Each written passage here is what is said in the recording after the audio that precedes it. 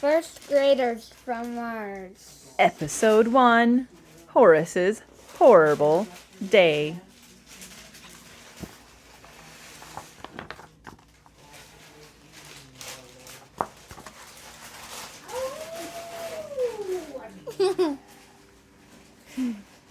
You want to start this page? No? No.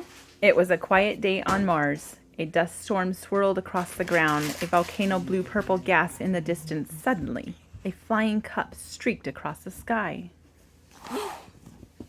Your turn? What? Your turn? Fine, but I don't want to see the name. I want to read it. Okay. It spun to a stop and landed in a canyon creek. It hatched, opened something, or someone climbed out. Ah! It was Horus. Horus. It was Horus. Are you sure you don't want me to walk in with you? Asked Horus's mom. Mom, said Horus. I am a first grader. I'm not a baby, okay? Said Horus's mom.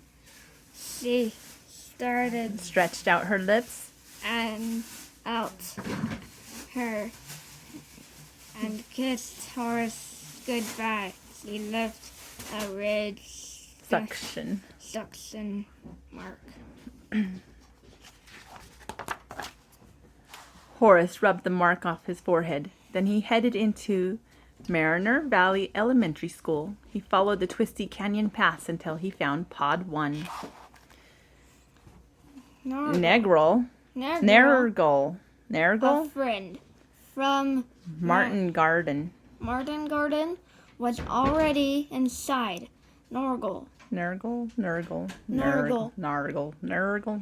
waved his tentacles. Horus waved his back. I like the tentacles.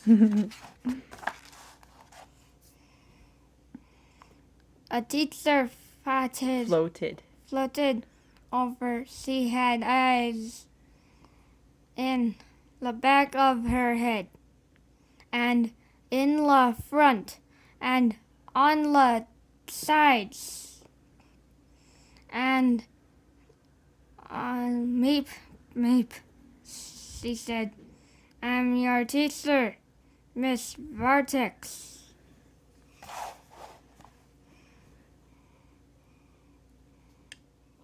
I don't know what that says. Oip, oip, answered Horus. I am Horus. Miss Vortex gave Horus a name tag, then she showed him his thinking capsule. His thinking capsule? It looks like an eye. It does. Horus couldn't wait to get started. Where is the slime table, he asked. Where are the snooze mats? Where are the snacks? A girl Horus didn't know giggled. Her name tag said Tara. This isn't Martin Garden anymore, she said. First graders are too big for those things. Horus's tentacles drooped. No slime table. And no snooze mats. No snacks. Aww. Ah! Before Horus could say anything, Miss Vortex clapped.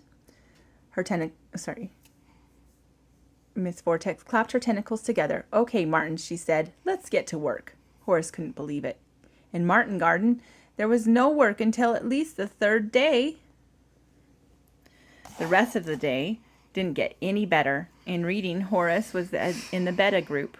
Tara and Nergal were both in the alpha group. Alphas are much brighter, said Tara.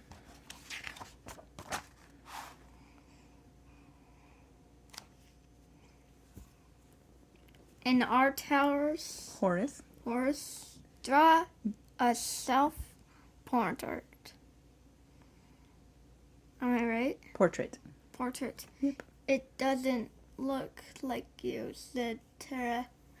Maybe you should make it a little lumpier. There was no morning snack, so by lunchtime, Horus was starving.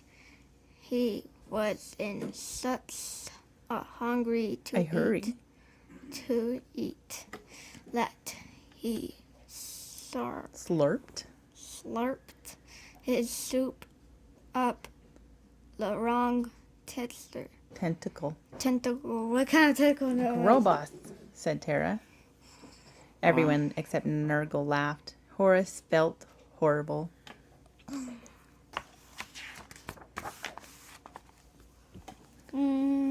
After lunch, Horus was very tired, but there was no snooze time in first grade. Let's work on our numbers, said Miss Vortex. 4 plus 2, she called out. 5 plus 3. Everyone rushed to form the right answers. Horus was so sleepy that he accidentally got stuck on 8. After numbers, everyone ran outside for recess. On the way, Horus peeked inside the Martin garden room. The Martin gardeners were hopping around making animal sounds. Glomp, glomp, they said. Milo, milo. Those were the days, thought Horus sadly.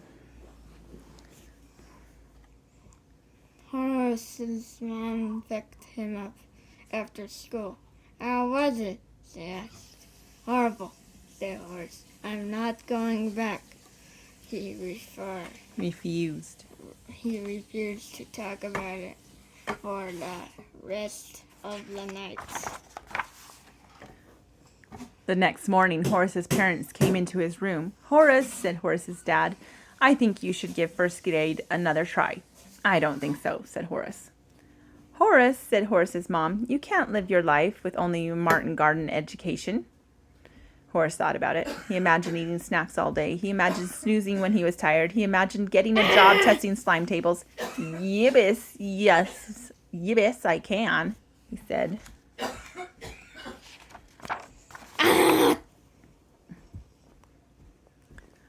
Horus, you have to go to school, said his mom.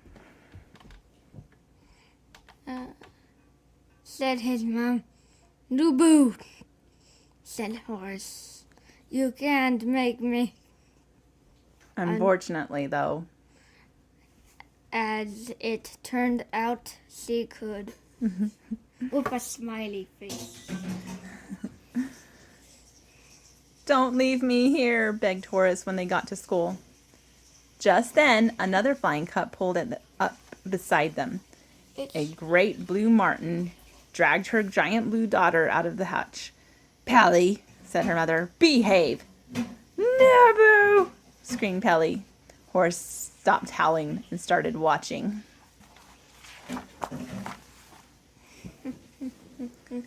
Pelly's mom looked embarrassed. We just moved here from the moon Phobos, she said, and Pelly is a little nervous about starting first grade.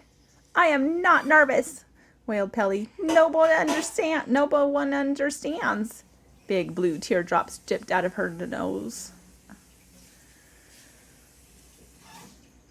I understand, said Horus. Pelly sniffed. You do? She asked.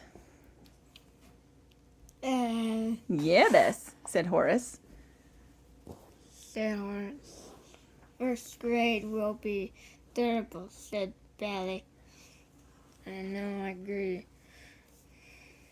Horus. It will be scary, said Betty. Tell me about it, said Horus.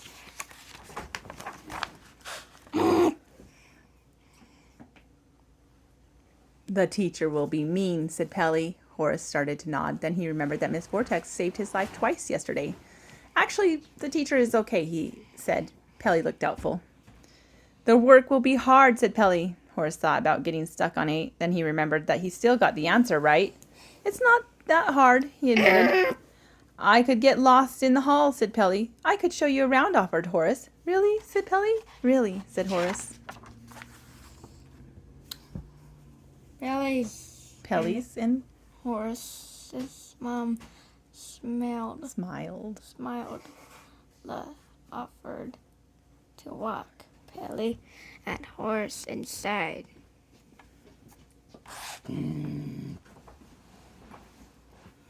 They look like doppelgangers. Do they? Mm-hmm.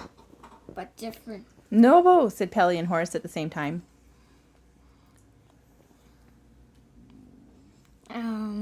We are not babies. Pelly said, I've done this before, added Horus.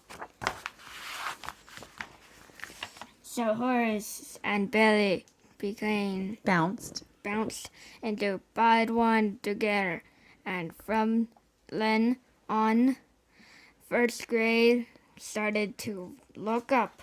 Yay. Ah! Ah!